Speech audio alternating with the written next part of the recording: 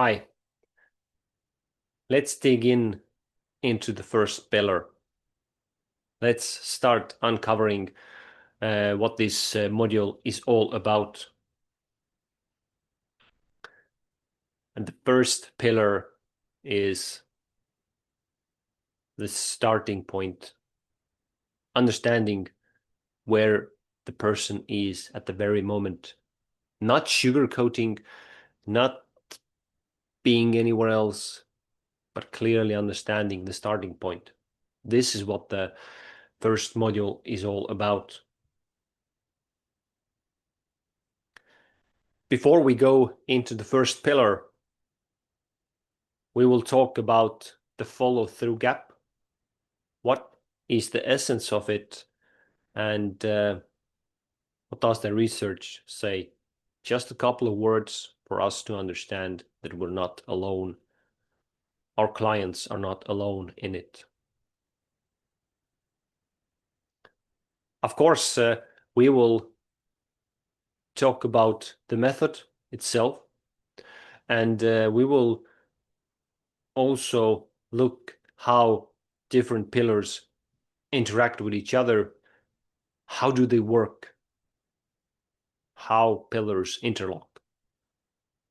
And of course, as we talk about the first pillar, I'm going to provide you a real life example how to illustrate it. How does it actually work? And please don't forget to download worksheet number 1.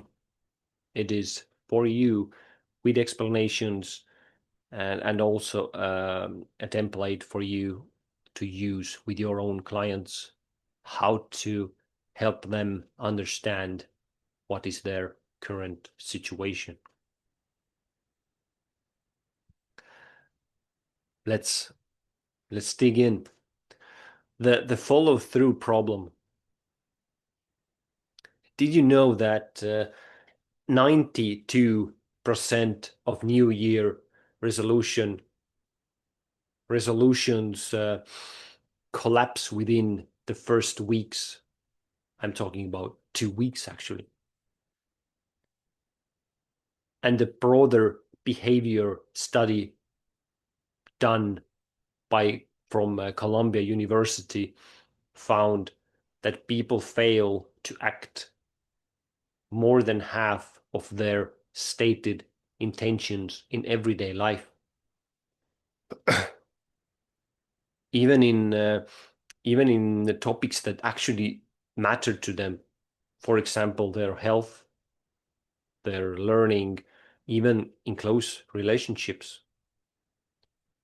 So the intention gap is everywhere. And as you, as coaches, as a person, you know that high intent does not equal to sustained action. A person may feel very high intentions, the best intentions, yet they come back and they haven't acted anything. They have not made any practical steps. The result? Little results or even no results. And we as coaches feel responsible. Of course, we know the different roles of the coachee and the coach. But me as a coach, I want my client to succeed. I want my client to get real results. And if they come back, they haven't done what they told is important to them, what they told that they are going to do, and they haven't done it, I feel bad. I feel extremely bad. I want to help them succeed. So this is the essence of the follow-through problem. we or our clients or people around us don't do what they say is important to them. That's a problem.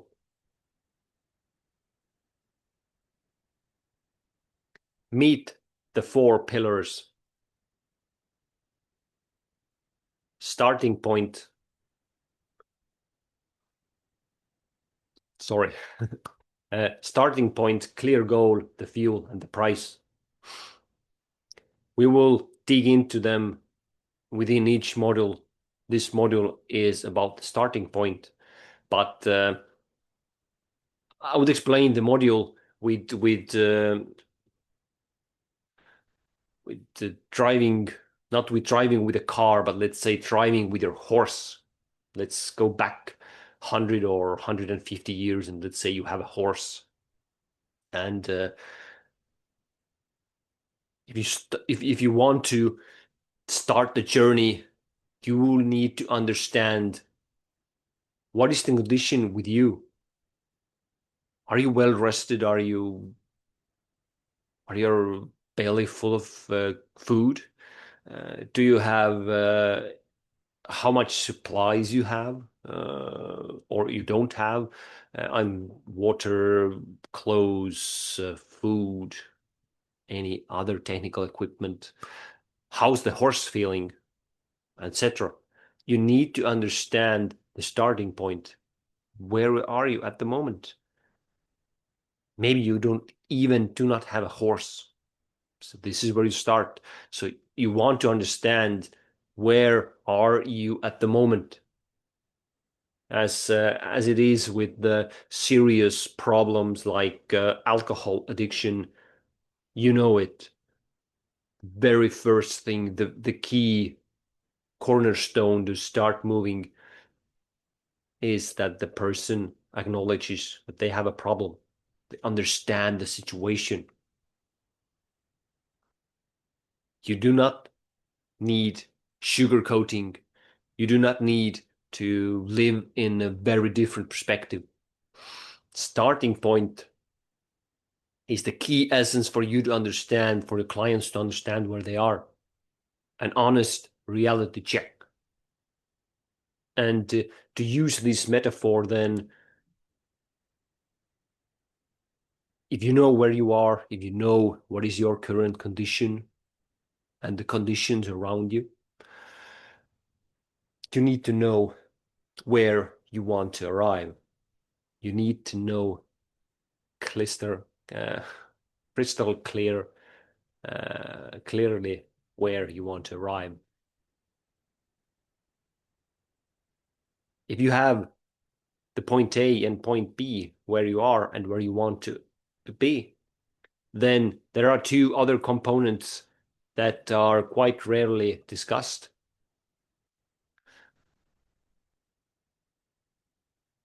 The fuel, the also I would say known as your reasons behind why you want to use that horse or why you want to go from where you are, where you need to be. What is your fuel, your emotion that survives this bad weather that will happen during your traveling? And the fourth, I would say, the the least spoken pillar, very important one, is the price.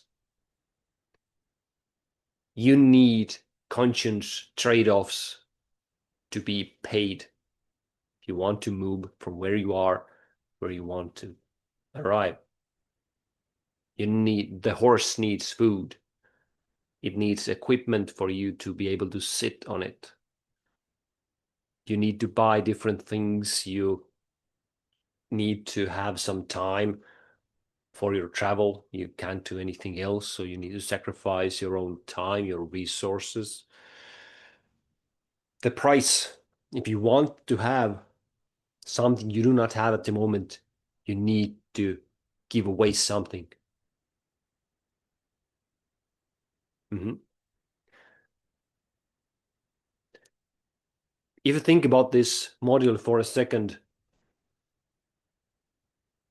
Think of the pillar where your client usually skips.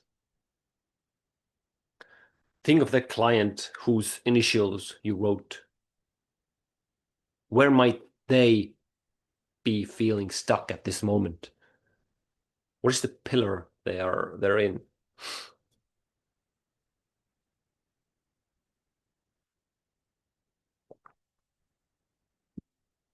How do these pillars interlock? Can you choose one, or can you choose two of them, or three of them? If you think about those four pillars of clarity, then think about them as a chain. Chain needs every link to be operational. It needs starting point, it needs clear goal, it needs fuel, it needs the price, it needs all of its change. And if you break one link, the whole chain stalls. So those four pillars act as links to the bigger chain, and the chain is as strong as its weakest link. You know that, right? And from the mathematic point of view, if one of them is zero, it is not cleared out, then the follow-through gap will most probably occur. Your client haven't accepted the price, what needs to be paid. The client doesn't clearly know where they're going.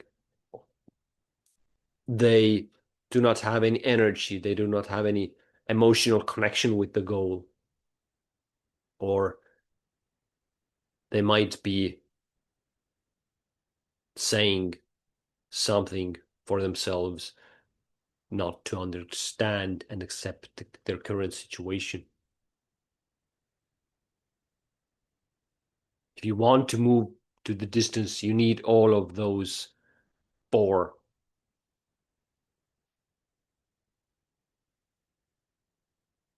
Think about it for a moment.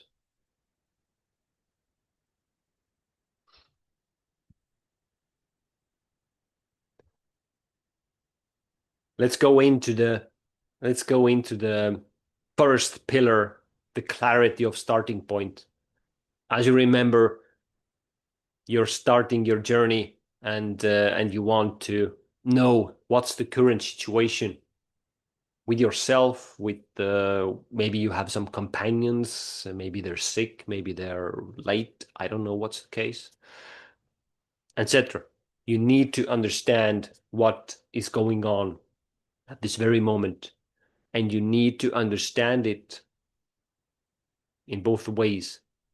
You need to understand the actual facts, and you need to understand your own emotions, and you need to acknowledge those facts, and you need to acknowledge your emotions, right?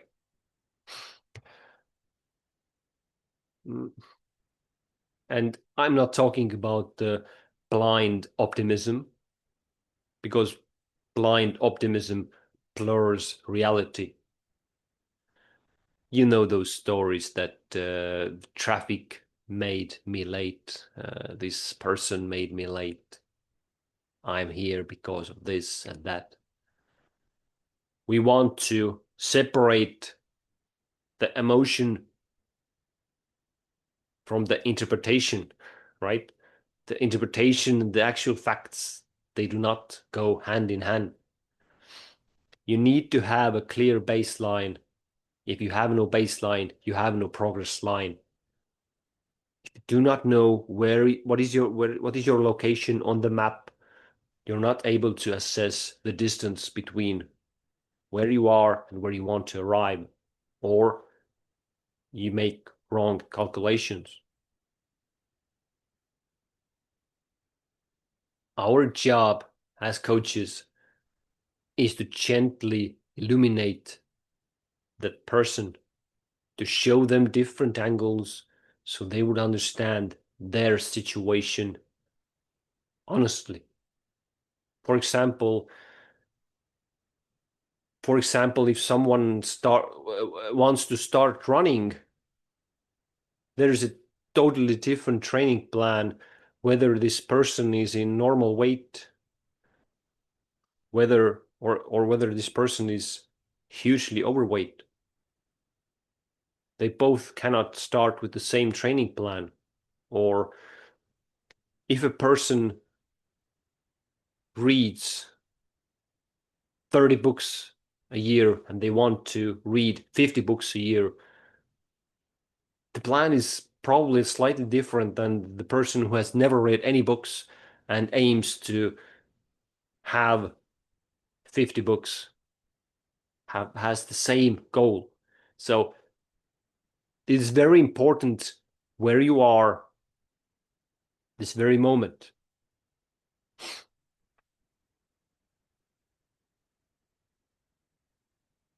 If you're a coach, then you want to act as a mirror, right? You're not a microscope that says, hey, maybe you should look there. And what microscope does, it actually zooms in, and the small crack on the vase may seem a huge crack, right? So you don't want that. You want to be a realistic mirror for your client, for the person you are helping.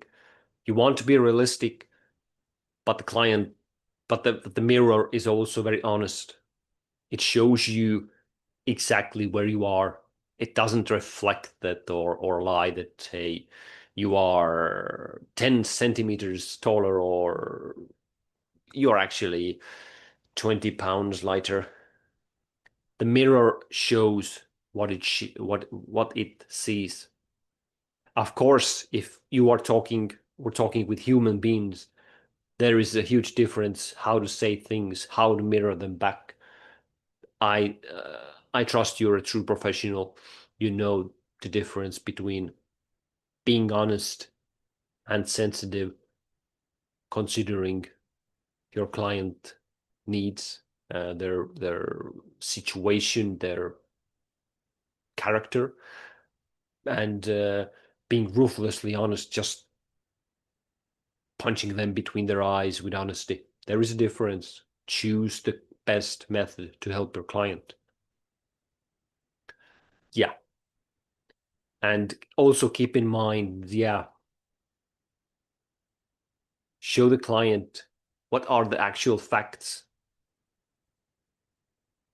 what are his or her emotions. Let him or she separate them too. Dig into the feelings, into the facts, keep them separately. But if you want to help your client to define their starting point, then the first thing you need to do is you need to be a mirror, an honest mirror, right? And of course, the worksheet will help you as well. Worksheet number one. And before we move on, maybe you can share one baseline question. What do you already use? You can share it with yourself by writing it down or send it to me. I would be more than happy to see what you are actually already using.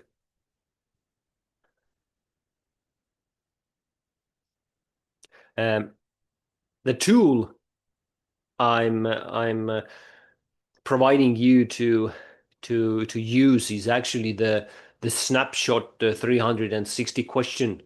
Uh, I found it very useful, very eye-opening for the clients, and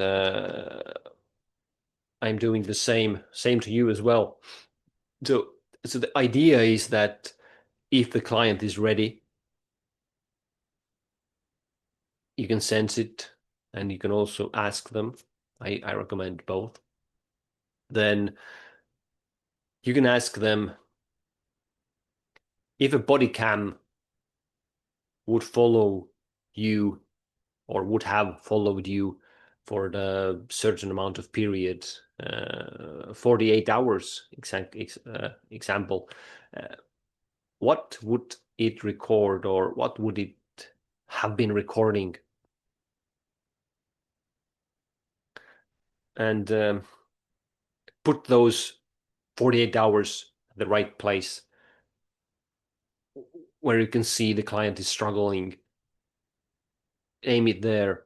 And let's say that this camera captures your client's behavior, maybe opinions, maybe not, and anchors real metrics. What the camera is actually seeing. What did it record? Behavior is better because actions expresses priorities.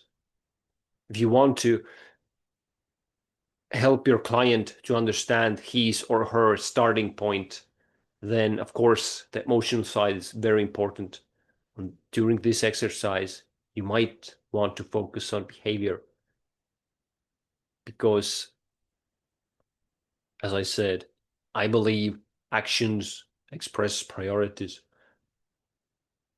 If that body cam sees, what does it see? Let your client to describe it. It can be a very powerful tool. And of course, it can be asked in different angles. For example, if that body cam would have been attached to that person who's interacting with you, what would it show to us? If that body cam is there, you can place the body cam in different places, but the idea is the same, to put your client in different shoes, right? Mm-hmm. As I promised to give you one practical example as well, then meet Tom. Uh, Tom was my former client who was happy to uh, letting me sharing his story. And Tom was original vice president who constantly blamed traffic for chronic lateness. It might seem that yeah, it was actually the case, and he was actually the very person who we made this body cam 360 question analysis. I asked him to do it, and we actually took one of his assistants to do the same. Of course, the assistant wasn't actually there. The Tom just put himself in the shoes of his assistant. What does his assistant see? And yeah, and of course, in addition to this, we actually made a log as well. What time did he wake up? What time did he leave his house? And what time did he arrive at the office? The body cam exercise and the data together showed a very different story. The main cause of his being late was not about traffic. It was his morning routine, drifting and drifting and drifting. And yeah, as a result, Tom moved his preparation 15 minutes earlier and began arriving on time every day. He understood that he was the problem. Sometimes we are stuck in such a small thing. We're not able to see it ourselves. As a reason, as a result, actually, Tom gained 30 minutes, productive minutes each day, each morning, because although he only came out of his house 15 minutes earlier, it was enough for him to arrive 30 minutes earlier on work because the traffic was not that bad 15 minutes earlier. So, in addition, he just moved his schedule 15 minutes upwards. He also gained another 15 minutes because the traffic was it was friendly. It was not yet so full. He understood his thing, and awareness alone triggered that change. He understood that if he's constantly being drifting in the morning, there's no way he can make it back while driving this distance. The change had to be made within his morning routine, not on the road. Awareness triggered that change.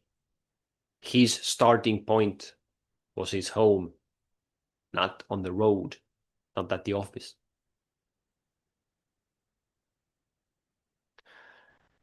So let's wrap it up. The starting point is the key essence for your client to understand what is actually going on before they hit the road, before they jump into that horse and start riding. They need to understand what is the condition, what are the actual facts, how do they feel emotionally. And this awareness is extremely needed for them to succeed. This is the first pillar. Don't forget to download your worksheet number 1. Take a look at it. Take a look at the explanations for you as a coach. And if the opportunity comes, if you think it could be useful, use it within your coaching sessions. Thank you. Let's meet on the second module. Thanks.